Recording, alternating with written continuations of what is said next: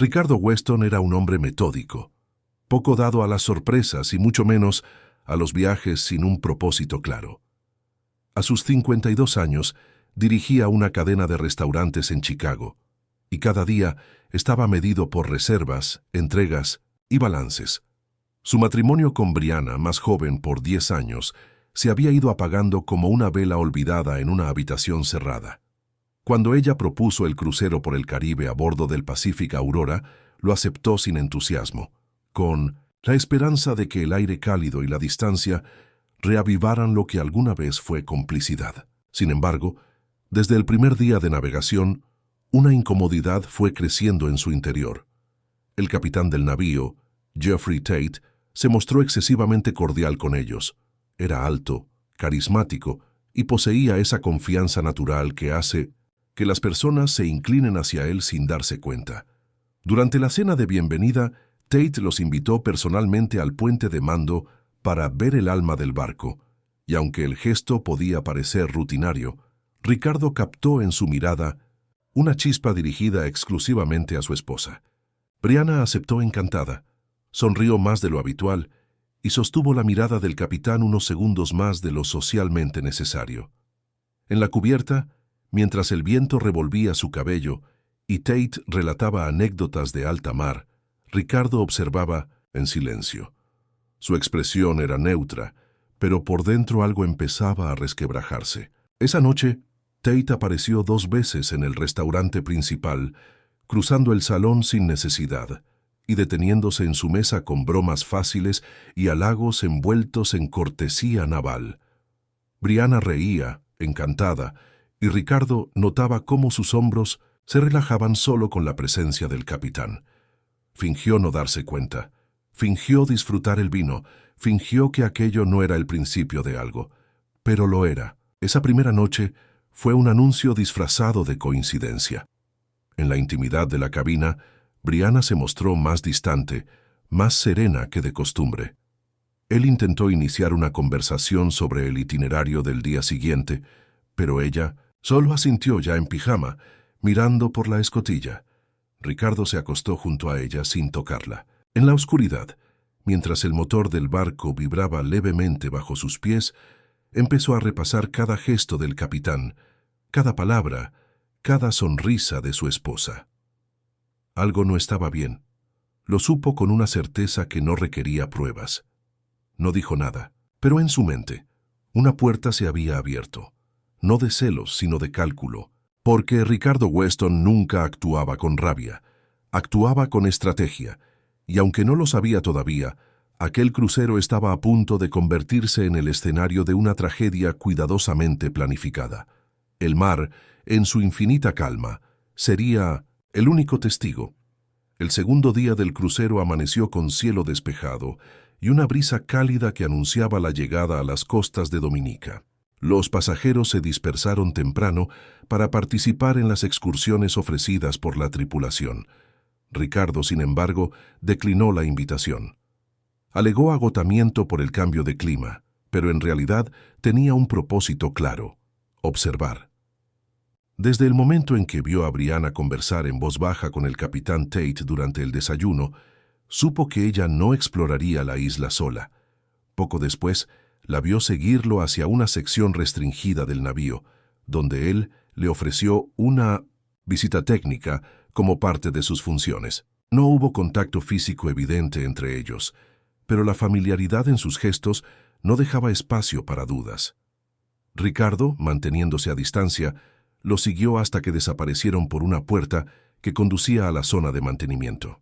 Permaneció oculto entre estructuras de metal y tuberías, escuchando fragmentos de risas apagadas. Luego silencio. 30 minutos después, Brianna emergió sola, con el cabello ligeramente desordenado y una expresión ausente. Caminó sin notar su presencia, absorta en sus pensamientos. Ricardo no dijo nada, no la enfrentó, solo tomó nota. En su interior, la sospecha ya no era una hipótesis, era certeza. Esa tarde regresaron a bordo casi al mismo tiempo, y él fingió no haberla visto durante el día.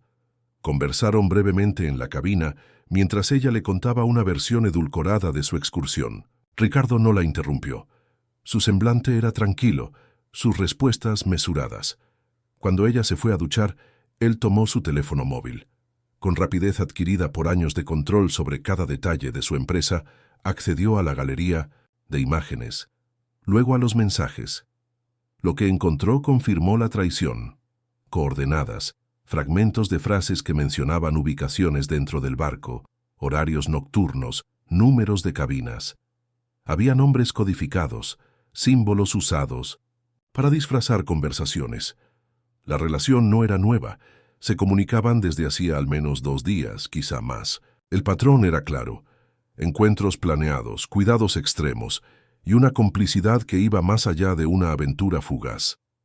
Esa noche, durante una fiesta temática en la cubierta superior, Ricardo observó cómo Tate se acercó a Brianna con un gesto casi imperceptible, deslizando en su mano un objeto pequeño, brillante. Ella lo cerró en el puño con rapidez, sin mirar a su alrededor. Ricardo fotografió el gesto desde su asiento. No hizo preguntas al respecto. No buscó confrontación. Decidió reunir más pruebas. Al volver a la cabina, revisó la chaqueta de su esposa y encontró el objeto. Una llave de seguridad, marcada con el número de una cabina de servicio. No la tocó, no la movió. Solo la observó antes de devolverla a su lugar. Para él, la traición ya no era solo emocional, sino logística. Había una red de acciones cuidadosamente planeadas. Ricardo entendía que cualquier error en su respuesta sería su perdición, y por eso eligió la paciencia como su herramienta más precisa. El tercer día comenzó con una calma engañosa. El sol ya se alzaba sobre la línea del horizonte cuando Ricardo notó que la cama a su lado seguía vacía. Brianna no había vuelto desde que salió, según dijo, para correr en la cubierta al amanecer. No era inusual que ella hiciera ejercicio temprano, pero el reloj marcaba más de 1 hora desde la supuesta salida. Se vistió sin prisa, bajó al nivel del gimnasio, luego caminó por los pasillos hacia la zona del spa y la piscina. Su mirada se deslizaba por cada rostro, con la esperanza de encontrar el de ella, aunque en su interior sabía que no la hallaría allí. El área del bar estaba cerrada. En las hamacas del solarium, solo turistas somnolientos. Fue entonces cuando se adentró en una sección menos transitada, la que conducía a los compartimentos del personal. Al pasar por el corredor angosto, observó cómo la puerta de la cabina 314, una de las reservadas para oficiales, se cerraba con sigilo. No era un espacio al que los pasajeros tuvieran acceso, pero Ricardo reconoció el número de inmediato. Había visto ese mismo número en uno de los mensajes del teléfono de Brianna. Se acercó sin hacer ruido.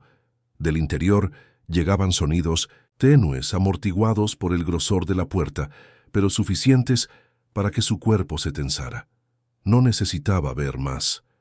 Dio media vuelta y bajó a la sala de máquinas, un lugar donde pocos pasajeros se aventuraban. Se sentó en una escalera metálica, entre el ruido constante de motores, y allí permaneció largo rato, inmóvil. No lloró ni permitió que la rabia se desbordara. En su rostro no había expresión alguna. Lo que antes era dolor, ahora se transformaba en algo más frío. Reflexionó sobre cada momento del viaje, cada detalle que había dejado pasar. Comprendió que no era solo una infidelidad, que era una burla planificada, una degradación de todo lo que representaba su vida conyugal. Se levantó con decisión, regresó a la cabina y se encerró. Lavó su rostro frente al espejo sin mirarse. Luego encendió el portátil y comenzó a escribir. No era una confesión ni una súplica. Era un testamento, organizado, sobrio, sin adornos. Sus cuentas, sus empresas, las instrucciones sobre el patrimonio. Escribía como si se tratara de un documento legal. Terminó la redacción en silencio. Guardó el archivo con contraseña y cerró el ordenador. Cuando Brianna regresó, él ya estaba sentado en el sillón, hojeando un libro con aparente serenidad. Ella explicó que se había perdido en la cubierta superior. Habló de un desayuno improvisado con otras pasajeras. Él asintió. No preguntó. Sonrió incluso. No dio señales de sospecha ni de resentimiento.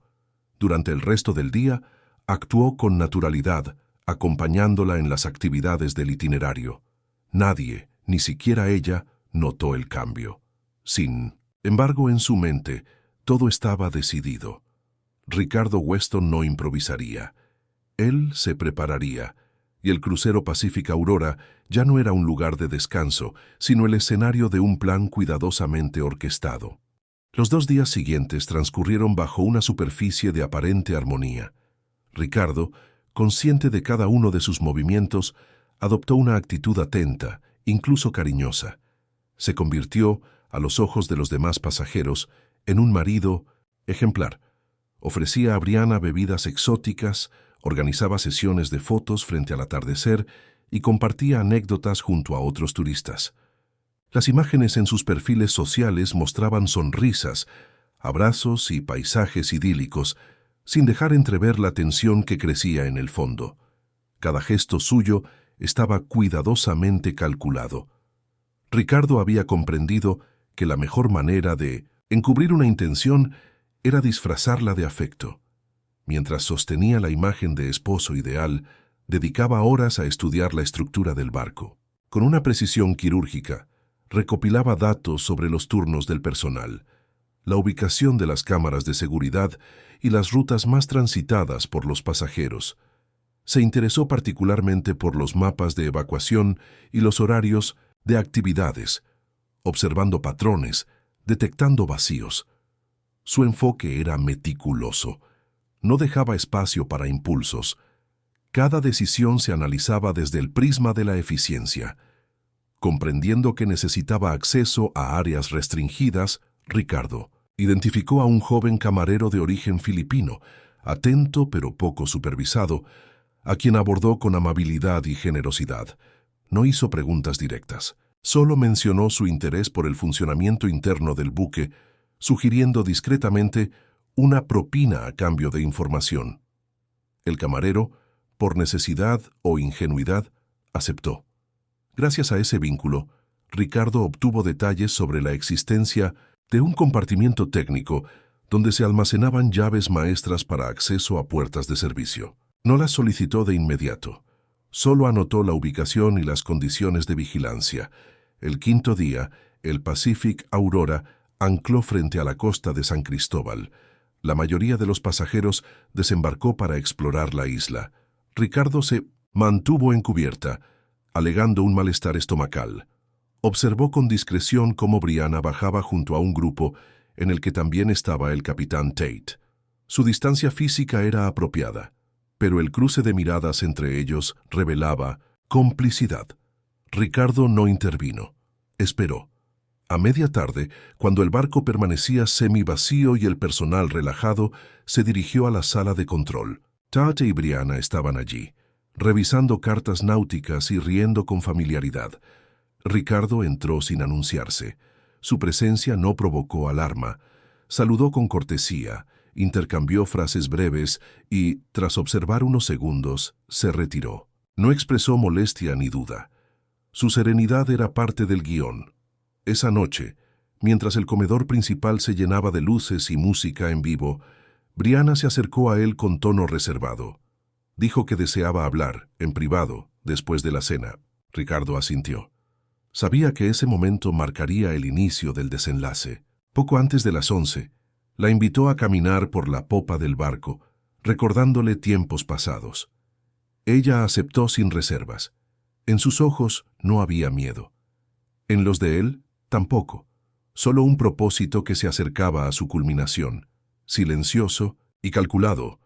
La noche en la cubierta de popa ofrecía un silencio particular, interrumpido solo por el crujido suave de las olas contra el casco. Era una zona sin tránsito, alejada de bares, luces y turistas. Ricardo había verificado con anticipación que las cámaras de seguridad allí no estaban operativas por una falla temporal en el sistema de vigilancia, registrada por el departamento técnico. Esa interrupción coincidía exactamente con la franja horaria en la que había propuesto el paseo. Nada fue improvisado. Brianna llegó puntual, con una chaqueta ligera sobre los hombros y expresión serena. Caminaban junto a la barandilla, intercambiando frases sobre su juventud, viajes pasados y recuerdos compartidos, en una atmósfera que pretendía reconciliación. Ricardo mantenía el control absoluto de sus palabras y de sus gestos. A lo largo de la conversación, condujo el diálogo hacia el tema del compromiso, del tiempo perdido, de las heridas invisibles que se arrastran en el silencio. Observaba cada reacción de Brianna con atención analítica, registrando su tono, su mirada, sus pausas. Ella escuchaba sin incomodidad aparente, aunque su postura comenzaba a cambiar. Cuando mencionó la necesidad de hablar con sinceridad, ella detuvo el paso. Hubo un instante de duda seguido por una declaración inesperada. Reconoció estar enamorada de otro hombre. No explicó más. No pidió disculpas. Solo dijo lo esencial. Sus palabras no fueron agresivas, pero suficientes para alterar el equilibrio. Ricardo no respondió con reproche ni alzó la voz. Su expresión se mantuvo contenida. La miró fijamente unos segundos y luego dio un paso adelante, envolviéndola, en un gesto que simulaba ternura. Nadie los veía. La música de cubierta apenas llegaba como un murmullo lejano. Fue en ese instante, oculto al mundo, cuando su decisión tomó forma definitiva. La escena que siguió no fue precipitada ni caótica. Fue ejecutada con frialdad. Brianna reaccionó con sorpresa, sin comprender del todo el cambio en su cuerpo, el desequilibrio, el desplazamiento. No hubo gritos, solo un instante de desconcierto, antes de que la situación escapara por completo a su control. Cuando ella desapareció entre las sombras del océano, el silencio volvió a imponerse como si nada hubiese pasado. La oscuridad lo absorbió todo. Ricardo se quedó unos segundos mirando hacia las aguas agitadas hasta que la superficie volvió a su calma habitual. Luego se giró, respiró hondo y regresó por el mismo pasillo por donde habían venido. En su camarote, retiró la camisa que llevaba puesta. La examinó con atención y detectó una marca en la manga. La depositó en una bolsa de lavandería, que más tarde arrojaría discretamente en un contenedor. Se duchó durante largo tiempo, en parte por hábito, en parte por método. Se acostó en la cama sin encender la luz. No lloró, no sintió alivio ni temor. Sabía que a la mañana siguiente se iniciaría la etapa más delicada, la del relato, la versión que debería sostener ante todos. Y en esa versión, Brianna simplemente no había regresado. La mañana siguiente comenzó con una sacudida, inesperada. Poco después del amanecer, el Pacific Aurora se detuvo bruscamente en alta mar, generando una inquietud palpable entre el personal técnico. Los motores, que normalmente emitían un zumbido constante, se silenciaron por completo. Un grupo de ingenieros descendió de inmediato al compartimento del sistema de propulsión. Lo que encontraron allí alteró el curso previsto del día. En el eje del propulsor de babor se habían enredado restos de material orgánico. Prácticamente de inmediato, identificaron indicios que sugerían la implicación de una persona en el incidente. La operación fue suspendida. La alarma interna se activó sin anunciarse a los pasajeros. El capitán Tate fue convocado al instante. Al descender al área técnica, Tate examinó los restos con un gesto contenido. Al ver uno de los objetos atrapados entre los engranajes, su rostro palideció visiblemente. Reconoció de inmediato un brazalete metálico de diseño sencillo con una piedra azul incrustada. Era el mismo que había regalado a Brianna 2 días antes. No preguntó nada. Solo ordenó al oficial de comunicaciones que estableciera contacto inmediato con la guardia costera más cercana.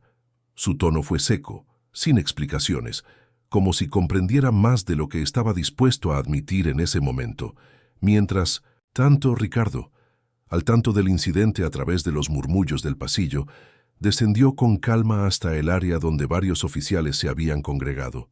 Su expresión reflejaba preocupación medida, la que cabría esperar de un pasajero informado de una posible avería. No tardó en acercarse a un miembro del personal de seguridad y declaró que su esposa no había regresado a la cabina durante la noche.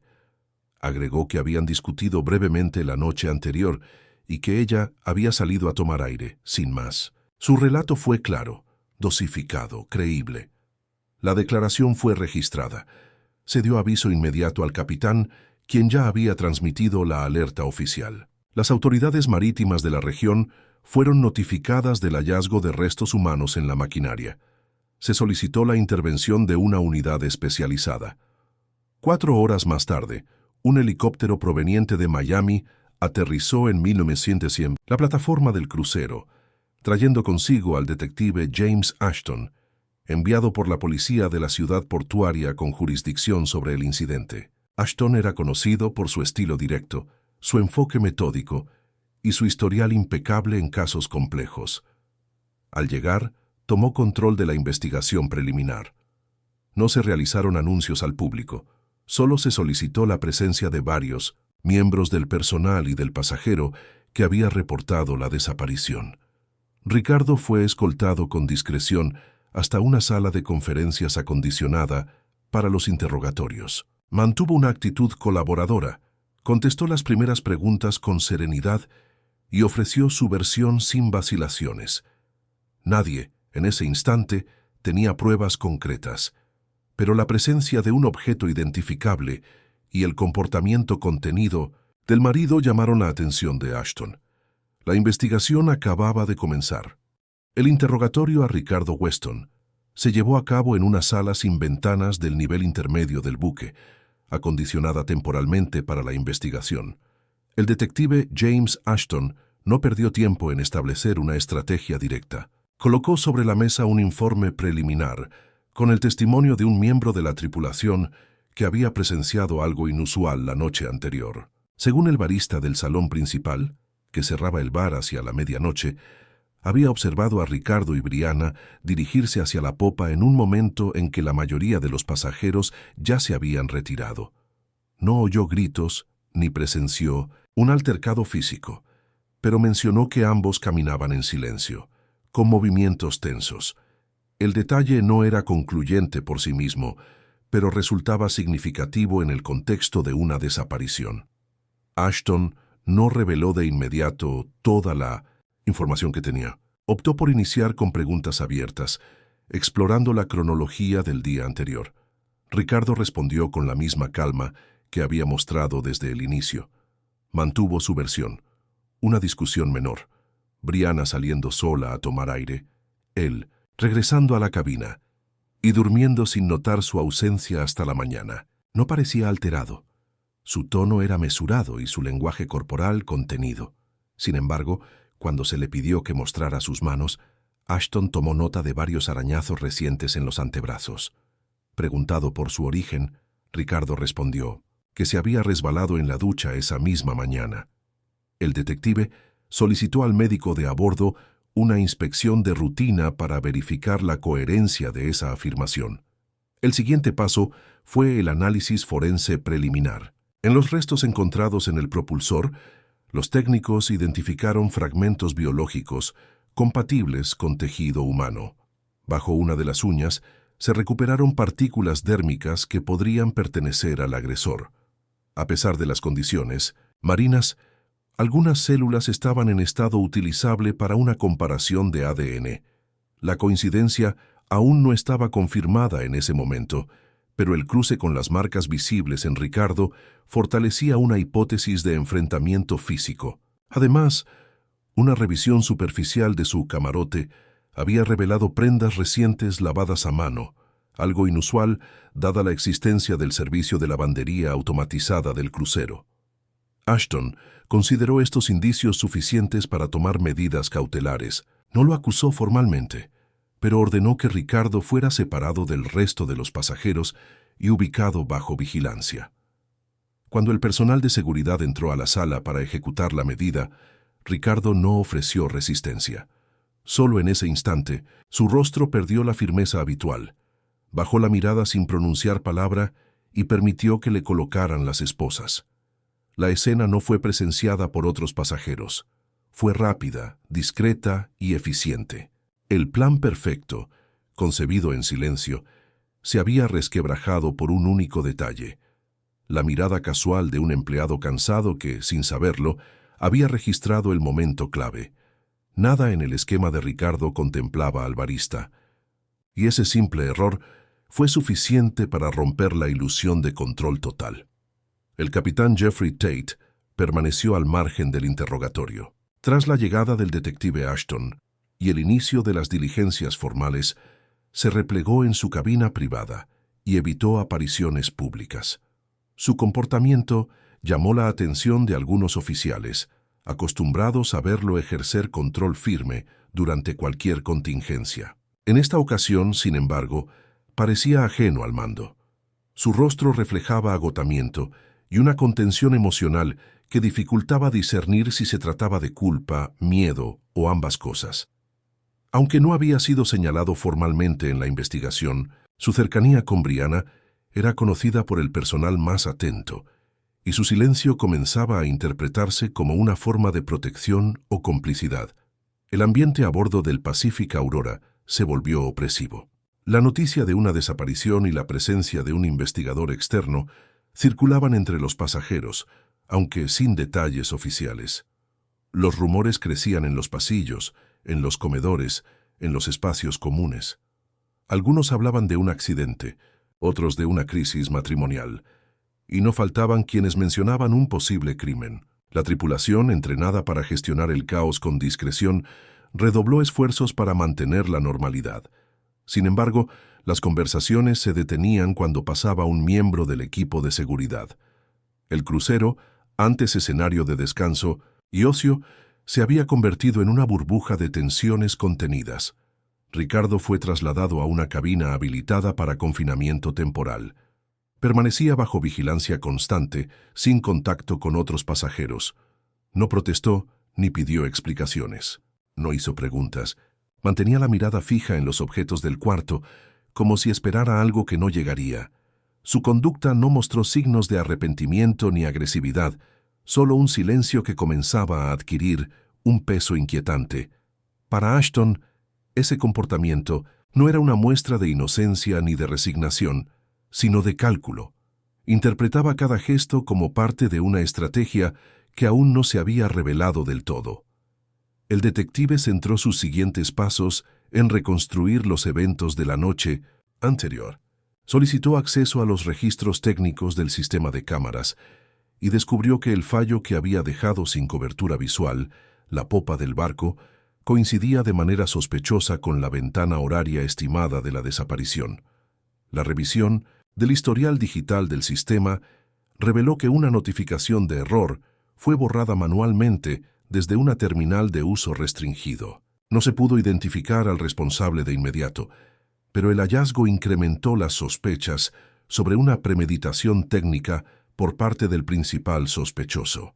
En paralelo, la inspección de la cabina de Brianna reveló nuevos elementos. Debajo de la cama, en un compartimento secundario, se encontró el portátil de Ricardo.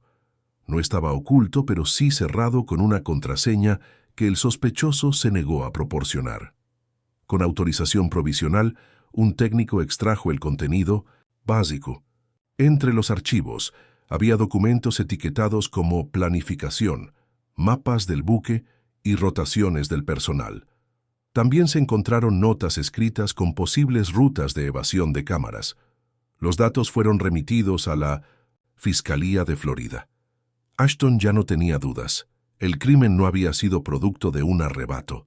Había sido diseñado y ejecutado. Al llegar al puerto de Miami, el Pacific Aurora fue recibido por un destacamento de seguridad marítima que escoltó al buque hasta su posición de atraque. Las autoridades federales ya estaban informadas del caso, y Ricardo Weston fue inmediatamente puesto bajo custodia de la policía local, sin oposición de su parte. El operativo fue discreto, sin cámaras ni presencia mediática, pero no evitó que los rumores se propagaran. En cuestión de horas, la historia de la desaparición de Brianna y el arresto de su esposo comenzó a circular en medios digitales. Para entonces, ya no se hablaba de accidente ni de extravío. La narrativa dominante apuntaba a un homicidio deliberado. El fiscal del estado presentó cargos formales 2 días después.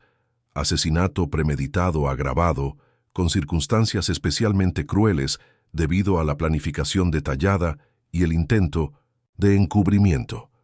El juicio fue programado con carácter prioritario. La cobertura mediática no se hizo esperar.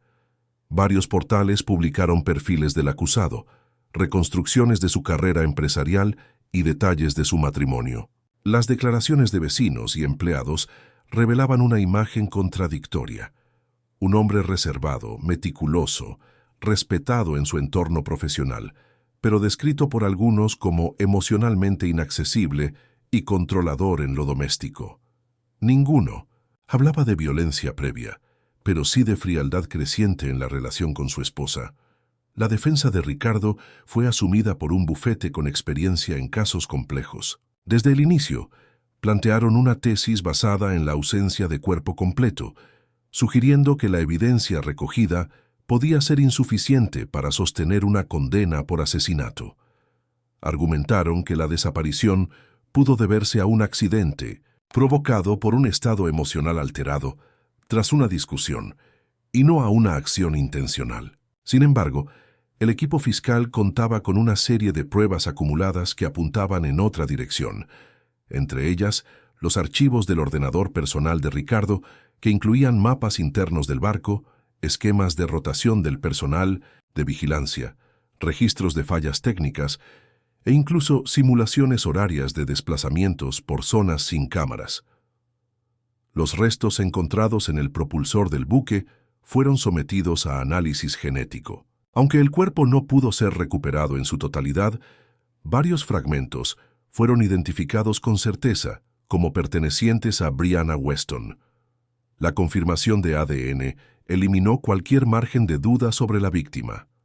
Además, las marcas de lucha encontradas bajo las uñas coincidían con la piel extraída de los brazos del acusado, lo que sostenía la hipótesis de enfrentamiento antes de la caída. La Fiscalía también presentó una pericia psicológica que concluyó que Ricardo conservaba plena conciencia y capacidad de autodeterminación al momento de los hechos, descartando estados mentales alterados. Ricardo, desde su celda provisional, no realizó declaraciones públicas, rechazó entrevistas y mantuvo el silencio incluso ante preguntas de su equipo legal sobre detalles del momento clave. No expresó arrepentimiento ni justificó sus actos. Solo pidió que el proceso fuera breve y sin exposiciones innecesarias. La estrategia de frialdad comenzaba a volverse contra él. El juicio se acercaba. La opinión pública ya había dictado sentencia. El juicio comenzó a puertas abiertas en el Tribunal de Miami, bajo una atención mediática que, aunque controlada por el juzgado, atrajo a periodistas, expertos legales y curiosos. El primer testigo en declarar fue el capitán Geoffrey Tate, quien hasta ese momento había evitado cualquier exposición pública. Su testimonio era esperado tanto por la Fiscalía como por la defensa, y su presencia en la sala provocó un silencio tenso. Tate, vestido con traje oscuro y sin insignias, habló con voz contenida. Confirmó su vínculo personal con Brianna Weston, describiendo una relación que había comenzado durante el crucero y que, según sus palabras, estaba aún en fase incipiente. Admitió que ambos habían hablado sobre la posibilidad de un cambio de vida, pero negó haber incitado a la ruptura del matrimonio o haber intervenido de manera directa en decisiones personales de Brianna. Su declaración fue tomada con cautela, tanto por el jurado como por los abogados.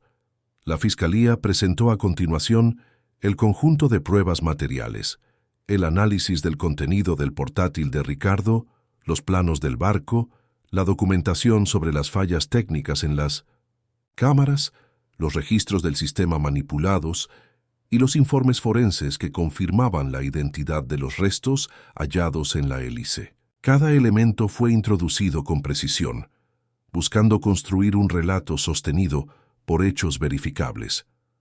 Las imágenes del brazalete recuperado en el propulsor y las comparativas de ADN reforzaron la conexión entre la víctima y el lugar del hallazgo.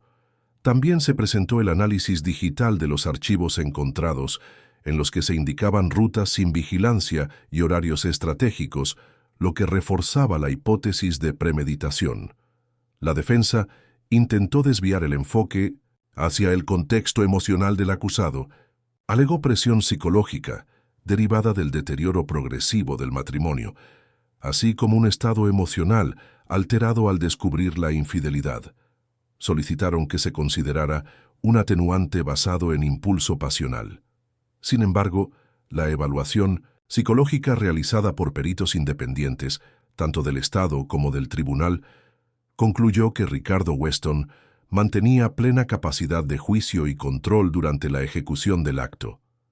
No presentaba indicios de trastorno ni de alteración temporal de sus facultades. Los testimonios de empleados del crucero, incluyendo al camarero que lo vio en la cubierta trasera junto a su esposa la noche del crimen, complementaron el cuadro acusatorio.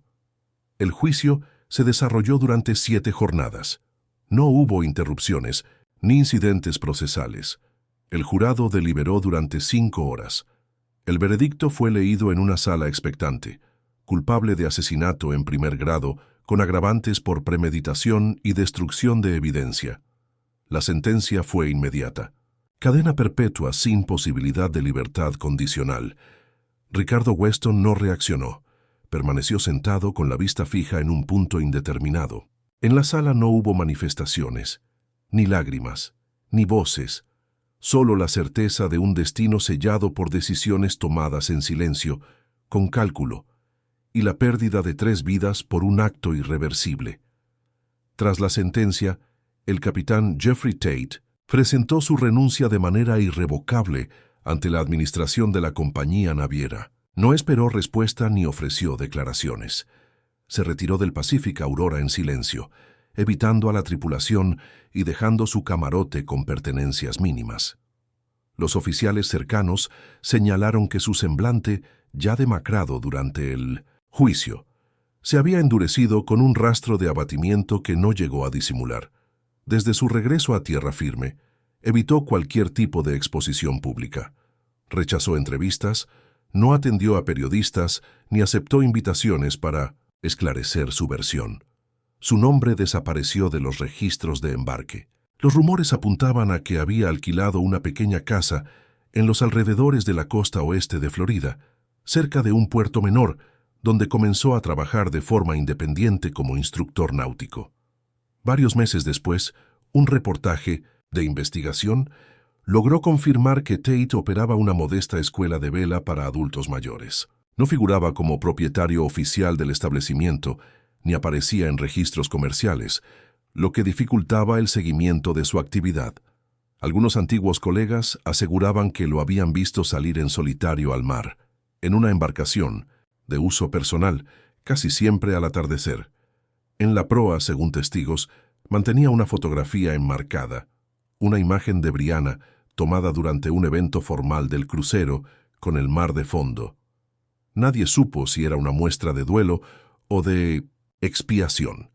Lo que sí se percibía era la ausencia definitiva de toda ambición anterior. Tate, antes capitán de una de las embarcaciones más lujosas del Caribe, se había convertido en una figura silenciosa, ajena al mundo que alguna vez lo admiró. Mientras tanto, Ricardo Weston fue trasladado a un centro penitenciario de alta seguridad en el estado de Florida. Su proceso de adaptación fue rápido y sin incidentes. No mostró señales de conflicto con otros internos ni resistencia ante las normas. Pidió ser asignado a la biblioteca del penal, donde comenzó a colaborar en la organización de archivos y gestión de préstamos. No escribió cartas, no realizó llamadas, rechazó visitas, incluso de su equipo legal. Su celda permanecía ordenada, con libros apilados junto a la cama y una agenda sin uso en la mesa. En las noches, algunos guardias afirmaban escuchar su voz baja, hablando solo, pronunciando frases cortas. Una de ellas se repitió varias veces: «Ella era mía». No lo gritaba, no lo lloraba. Lo decía como quien repasa una fórmula sin comprender del todo su sentido. Con el tiempo, se volvió invisible para el resto, ni odiado ni respetado, solo apartado. No pidió revisión del caso ni apelación. Aceptó su condición sin justificarse. En su mirada, según los pocos que lo trataron, había un fondo ausente, una conciencia sin rumbo. Lo que había perdido no era solo la libertad, había perdido el lugar que ocupaba en el mundo. Y eso, a diferencia de la condena, era irreversible. Historia concluyó sin redención posible. Ricardo Weston, una figura alguna vez respetada en el entorno empresarial de Chicago, quedó inscrito en los registros judiciales como el responsable de un crimen meticulosamente ejecutado en aguas internacionales. La sentencia lo condenó a la invisibilidad dentro de los muros de una prisión estatal, donde su nombre dejó de tener eco más allá de los expedientes. La sociedad que lo había admirado por su habilidad para los negocios lo olvidó rápidamente, sustituyéndolo por nuevas figuras, nuevos escándalos, nuevas noticias. Ni su familia extendida ni antiguos colaboradores emitieron comunicados. El silencio se volvió su único acompañante. Brianna Weston desapareció del mundo sin oportunidad de cerrar su historia. No tuvo funeral, ni tumba, ni ceremonias. Su recuerdo quedó anclado a una secuencia de titulares, a una fotografía en 1970, alta mar y a la narrativa dolorosa de un matrimonio fracturado mucho antes del crimen. En su entorno personal, pocos sabían de su relación con el capitán. Sus amigas la recordaban como reservada, algo distante, y aún hoy, algunas se preguntan si su deseo de comenzar de nuevo era sincero o simplemente un escape. Lo cierto es que su imagen se desdibujó bajo la sombra del proceso judicial. Su voz, sus decisiones, sus emociones quedaron enterradas bajo la lógica del caso. Fue mencionada más veces como víctima forense que como persona con historia propia. Geoffrey Tate, el tercero en este triángulo irreversible, se replegó en su exilio voluntario. No fue acusado de nada. No infringió normas legales, pero perdió la vida que había construido. Su expediente como capitán permaneció limpio, pero nunca volvió a obtener licencia. Se convirtió en una figura fantasma en los puertos donde alguna vez fue bienvenido. El pequeño centro náutico que fundó sobrevive con un número reducido de alumnos y sin promoción. Quienes lo han visto recientemente hablan de un hombre envejecido antes de tiempo, con movimientos lentos y mirada fija en el horizonte. No ha formado otra pareja, no ha reconstruido ningún proyecto, navega solo, como si aún buscara una respuesta que no puede formular. 7 días de crucero bastaron para desatar un colapso emocional, legal y moral que ningún análisis pudo prever en su totalidad. Lo que comenzó como un intento por salvar una relación terminó revelando el fondo quebrado de 3 vidas. No hubo grandes estallidos ni amenazas abiertas, solo un goteo de gestos, decisiones silenciosas y oportunidades ignoradas. La tragedia no fue fruto del caos, sino de la precisión, y en esa exactitud residió su crudeza. El caso de Ricardo Weston se convirtió en estudio para cursos de criminología y psicología forense. No por su violencia, sino por su método, por su capacidad de ocultar emociones, de mantener apariencia, de diseñar un final sin errores visibles. Pero incluso el plan más riguroso puede fallar por un detalle humano, un testigo casual, un gesto mal calculado, una mirada.